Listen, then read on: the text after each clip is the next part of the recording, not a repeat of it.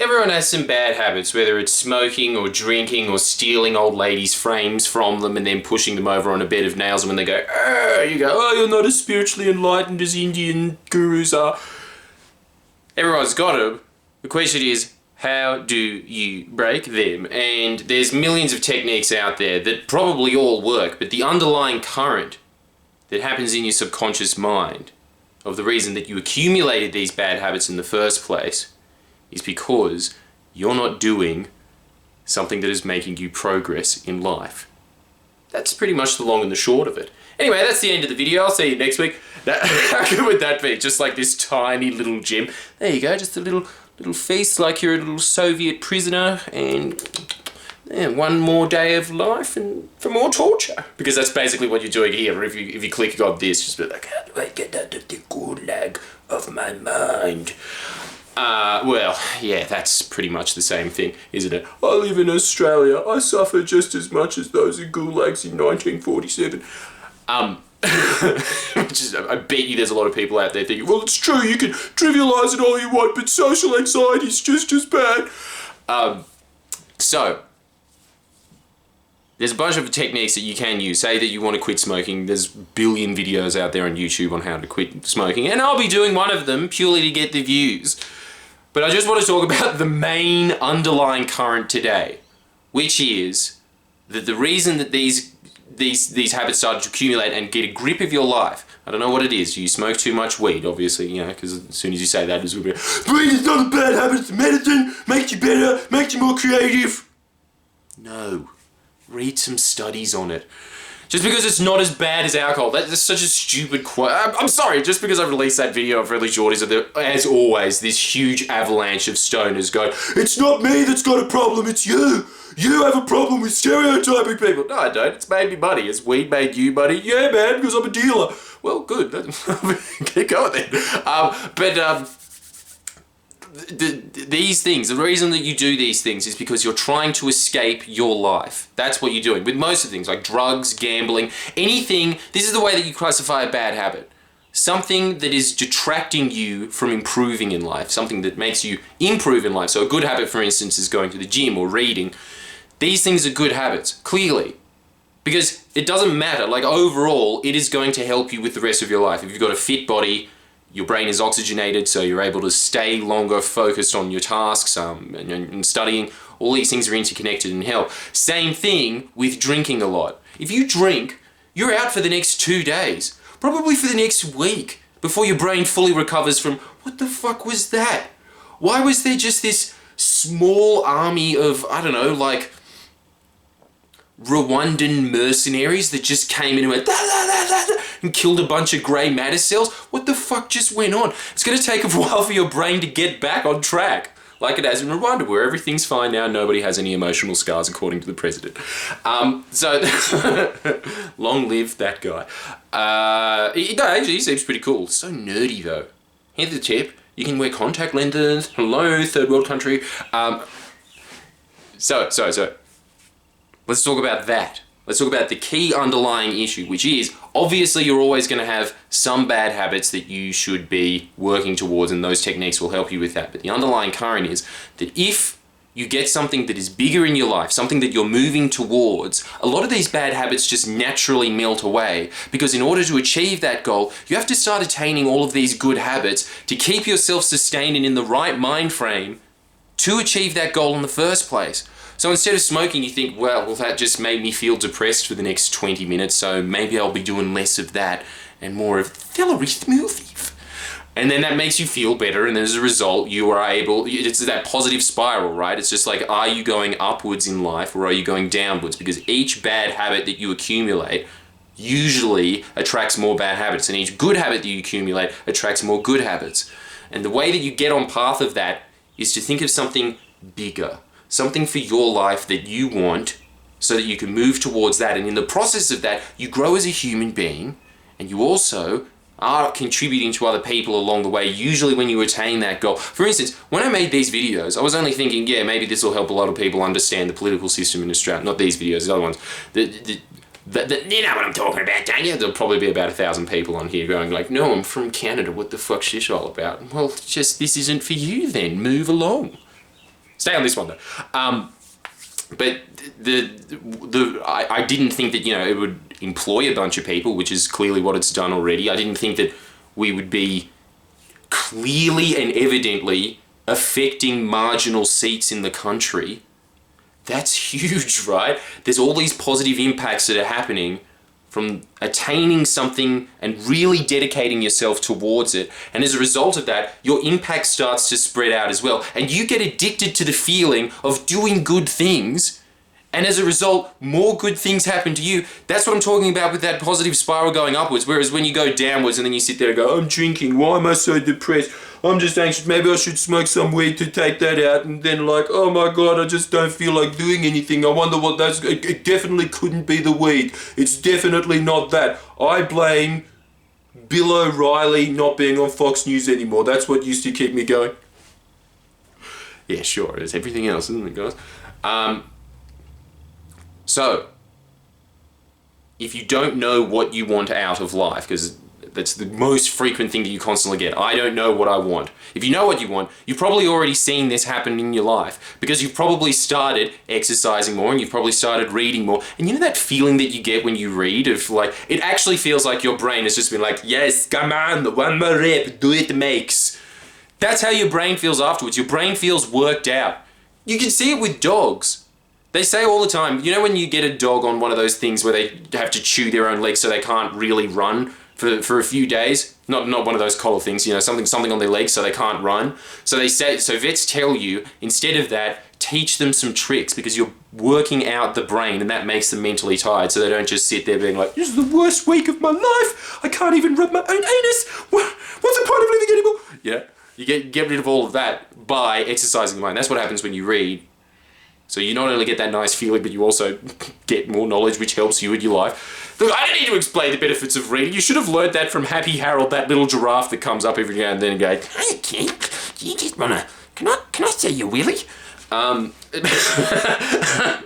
What, yours didn't do that? Yeah, so, how do you get that?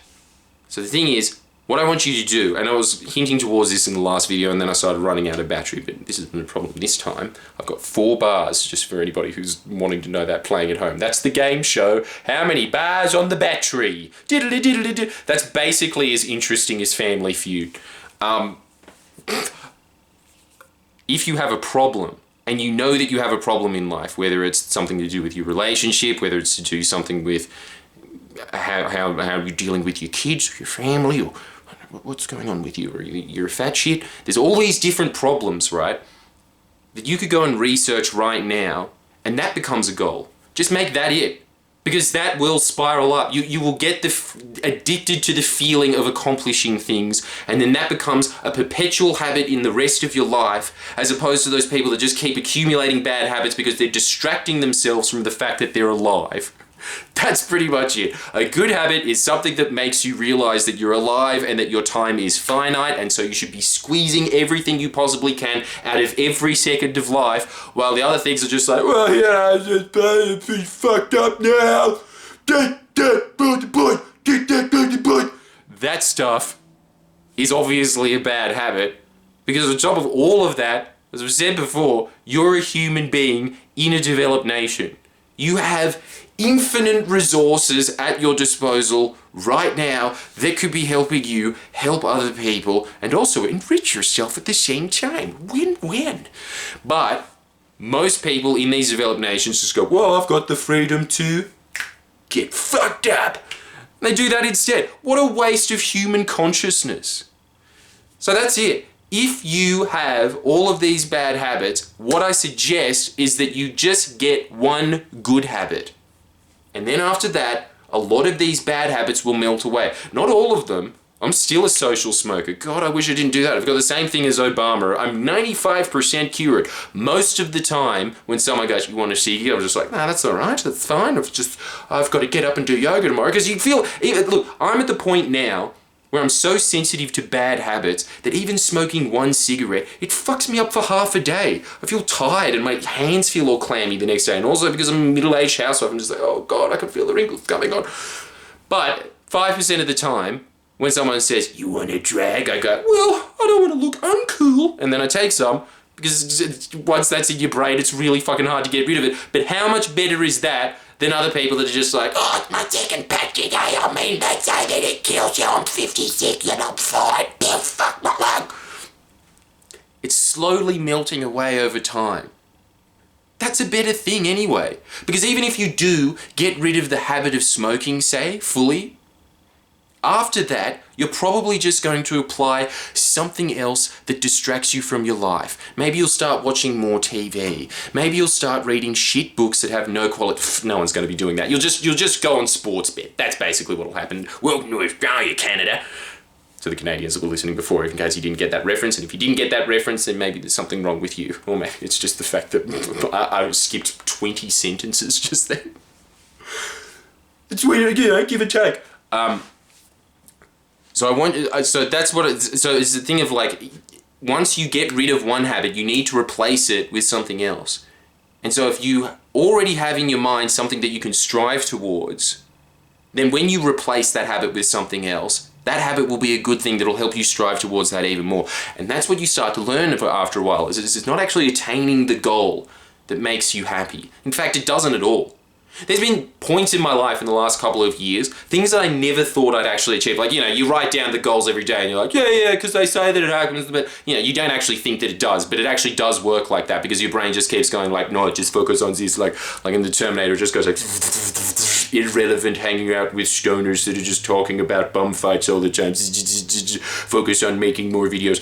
That actually starts happening to your mind, and then after a while, but before you know it, there's all these opportunities that are stuck before. Things that I would have killed for 5 years ago, if people, just SBS and the ABC or some shit like that, or just, other things just being like, would you like to do this, and you just, no, I'm way above that now, sorry.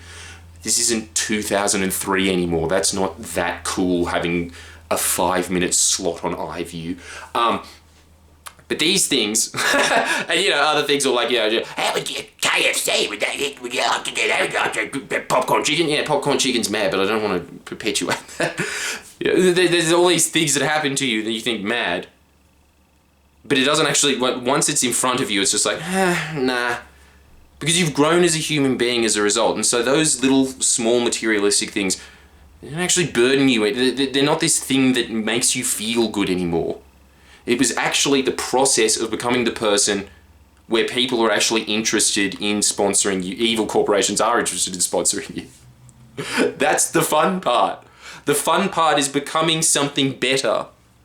So you will not only get better habits in life, but you'll feel fulfilled. And so you'll start accumulating more good habits. Remember, positive spiral up, positive spiral down. So here's the homework. If you don't know what to do in your life, if you don't have any goals, if you do, all you need to do is just write down your goals again. Just keep reaffirming it in your mind and then do something towards it as soon as this video finishes. But if you don't know what you want to do in your life, this is what I recommend. What's bugging you the most at the moment? Write your journal, is what I was saying, if you haven't, and identify the thing that just keeps coming up over and over, that that relationship that I had with that kindergartner kid, and now we're not friends anymore, and I'm 25 and I just want to know what they're up to now. That's what plagues my life, because just everything's so trivial in the developed world that thing actually becomes the saber-toothed tiger in my mind. What happened to Clarence? What happened to Clarence? That should be the tagline of this show, this channel. I've got mediocre problems that I need sorted out. Help!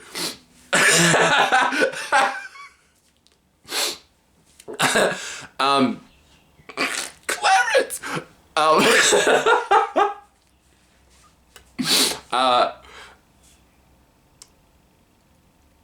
Fuck. What was I even talking about? Yeah, that's right. Your problems. Yeah, they're so real. Look, if you don't know what you want out of life, just figure out what your biggest problem is. That's your goal, solving that problem. Because the resources are out there, all you have to do is start learning about it and take action on it. So, that's what you should be doing. You should be writing down what you're thinking about, what you're feeling on a daily basis in your journal, and then identify the thing that keeps coming up the most, and then I want you to start researching that. As a result, you will start growing. Your days will have more purpose in them. While you're just sitting there being like, I'm just smoking cigarettes to pass time and, make sure that death comes a lot quicker because I'm not doing anything now, am I? That starts to go away because you go, oh, hang on, actually, I don't have time to die yet. There's things to learn here. That's what you should be moving towards. So write down your problems, and then the one that's bugging you the most, start researching that and start taking action of the things that say you should be doing this. Go, okay, and start doing it. It's a very simple message. It's probably went for 15 minutes. Anyway, see you next week.